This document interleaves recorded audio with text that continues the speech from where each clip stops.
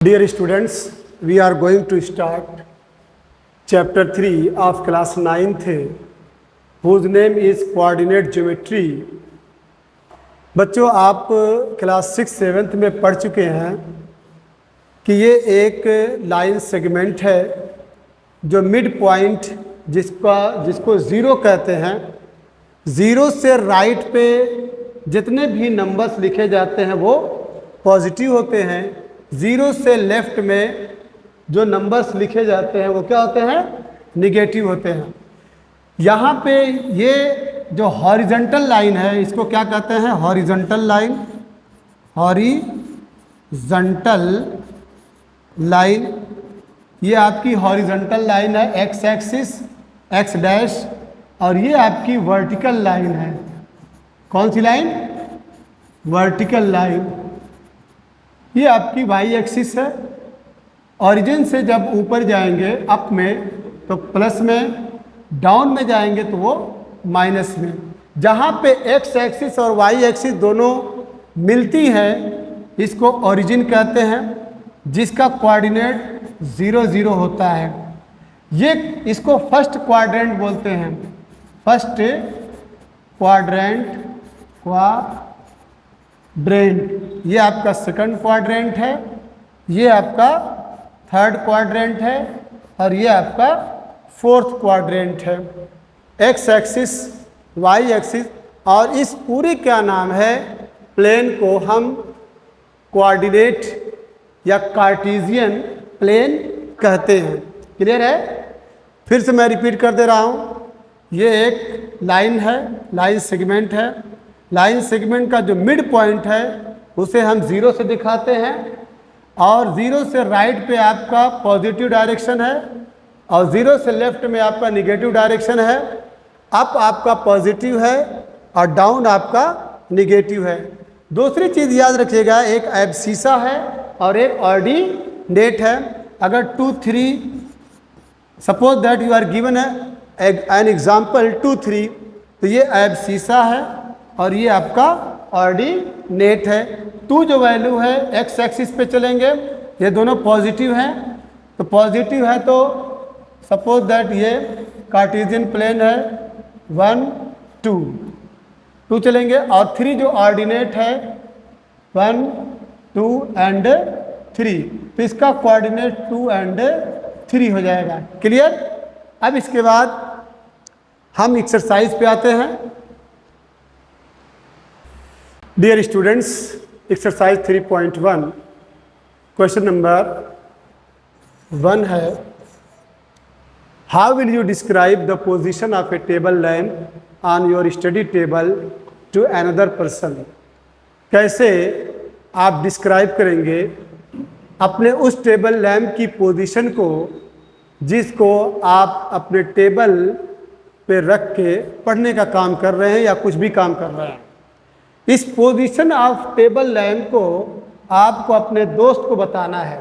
ये तो मालूम है कि एक टेबल है, उसके ऊपर आपने एक लैंप रखा हुआ है, तो आपको मालूम है कि ये लाइन हॉरिजॉन्टल है और ये लाइन आपकी वर्टिकल है। कंफर्म? तो आप यहाँ पे ये जो ए से लेके बी पोजीशन है वो एक्स एक्सिस पे है। Suppose that the value of A to B is 25 centimetre. Suppose that, ठीक है? ये तो टेबल, ये लैंप आप जहाँ भी रखेंगे उसको आप ले लेंगे, मीज़र कर लेंगे। और बी से लेके सपोज दैट यहाँ पे सी है, बी सी की जो पोजीशन है सपोज दैट 5 सेंटीमीटर है। तो अब उसकी पोजीशन को एग्जैक्ट बताना है, तो मालूम है कि एक्स वाई यही कोऑर्डिनेट होता है। तो एक्स की वैल्यू 25 है और वाई की वैल्यू 5 है, यानी एक्स एक्सिस पे 25 सेंटीमीटर और वाई एक्सिस पे 5 सेंटीमीटर। यही जो है उस लैंप की पोजीशन है। अगर लैंप कहीं आगे पीछे कर देंगे तो आप नाप लीजिएगा कि एक्स एक्सिस पे कितना है, वाई एक्सिस पे कितना है। इसका आंसर 30 सेंटीमीटर भी हो सकता है, 30 × 25 सेंटीमीटर भी हो सकता है। अगर आप पहले इसको मीज़र कर लेंगे, ठीक है, इसको यहाँ से अगर मीज़र कर रहे हैं, यहाँ बैठे हुए हैं, जैसे आप यहाँ बैठे हैं तो इसको मीज़र करेंगे और फिर उसके बाद ये कितने पे है, तो इसकी वैल्यू अलग हो जाएगी, यानी 5 और 25 सेंटीमीटर हो जाएगा। यानी ये तुम्हारा क्या नाम है 25 या 20 या कुछ भी हो। हमको एक लैंप की पोजीशन बताना था, टेबल पे रखा हुआ है, यहाँ से आप मेज़र कर लीजिए। Suppose that this value is 25 centimetre और जहाँ पे है वो वाई एक्सिस पे है, वो BC है, उसकी वैल्यू 5 सेंटीमीटर। तो the position of lamp is 5 centimetre. Dear students, question number 2, A city has 2 main roads। एक सिटी में 2 मेन रोड हैं, विच क्रॉस ईच अदर, जो एक दूसरे को क्रॉस करते हैं एट द सेंटर पे है। एक सिटी है बच्चों, 2 रोड हैं, ठीक है। ये रेड कलर से जो दिखाया जा रहा है वो रोड है मेन रोड, एक ईस्ट वेस्ट डायरेक्शन में है और एक नॉर्थ और साउथ डायरेक्शन में है। एक सिटी में 2 मेन रोड है, ये आपका ES, ये वेस्ट है और ये ईस्ट है, इधर ईस्ट है उधर वेस्ट है। एक रोड ये है और एक रोड नॉर्थ और साउथ डायरेक्शन में है। These 2 roads are along the north south direction and east west direction. All the other streets of the city run parallel.